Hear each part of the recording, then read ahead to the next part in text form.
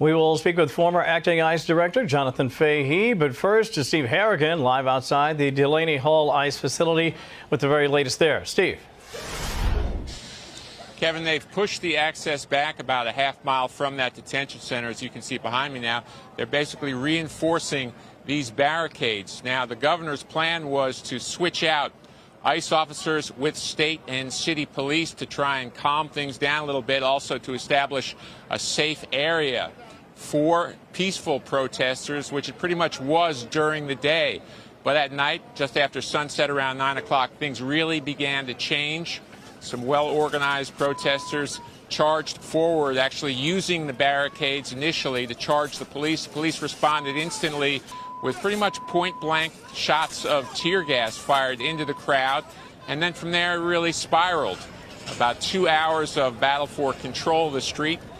Canister after canister of tear gas was fired up into the air. You could see the arcs of the smoke and then landing down at the scene. Police in riot gear with ballistic shields were pushing back as well as the two sides scuffled. The protesters late at night often come prepared for such activity. A lot of them had helmets on, goggles, gas masks. They were prepared for a fight, and a fight is what they got. Towards the end of the night, they began lighting fires on the street. This is pretty much an industrial area. So for the most part, not much property damage. Those fires were put out, and what we have now is a curfew situation in effect. Curfew beginning at 9 p.m. now through 6 a.m. the next day. We'll see if that manages to quiet things down. Kevin, back to you.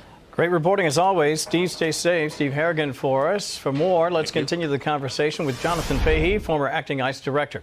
All right, Jonathan, I think it's pretty fair to say this is organized. This is not organic in any way, shape, form, or fashion, and yet they continued to apply pressure on local law enforcement. Are you surprised by how things have gone thus far?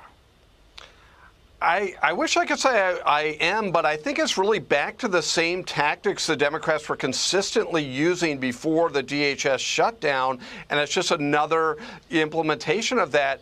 And I think, Nick Sordo, that was so important for people to see that these are not organic protesters, and yet these Democratic officials are treating them as if they are, as if there's some legitimacy or that there's no intention for violence, when it seems like the whole intention of this is not to speak out against ICE, but to provoke confrontation so they can have another Minnesota-style incident so they could then continue to attack ICE. I think the governor's response has been very cynical because on one hand she says we want law and order type of thing, but then she trashes ICE and says how ICE, if we have them in the community, you'll be less safe, so sort of legitimizing any actions against ICE.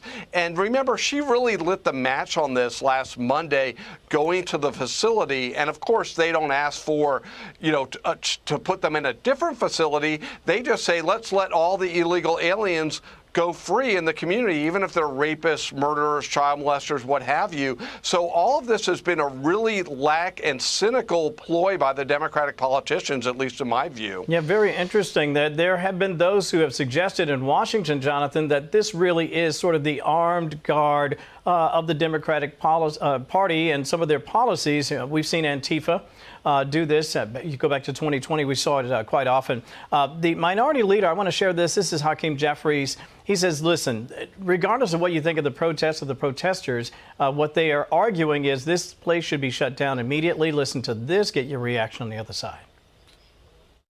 Delaney Hall should be shut down, and every single individual, particularly those at a high level connected to this facility, they're engaging in a depraved indifference to human life. And every single member of this Trump administration is going to be held accountable. Interesting. He said depraved indifference to human life, which is precisely what a lot of critics would say was happening by some of these major offenders. I mean, we're not just talking about rapists and murderers. We're talking about people who've committed all measure of crimes against citizens of this country as well. Exactly. And where's the evidence that he has that this is going on there? He doesn't have any. It's just a political tactic. And again, my other point, they never say, well, let's find a safer place for them. They always just say the answer should be to let them out, which is, again, part of the overall Democratic campaign of amnesty and open borders, and that's really what this is all about. They are fighting every effort to deport illegal aliens, and the worst part about it is they don't even care if they are these serious criminals. They'd rather keep them in the country and help their overall agenda than keep the community safe. And again, back to Mikey Sherrill, that's what makes what she's doing so cynical, because she's actually putting New Jersey in greater danger while saying she's trying to keep people safe.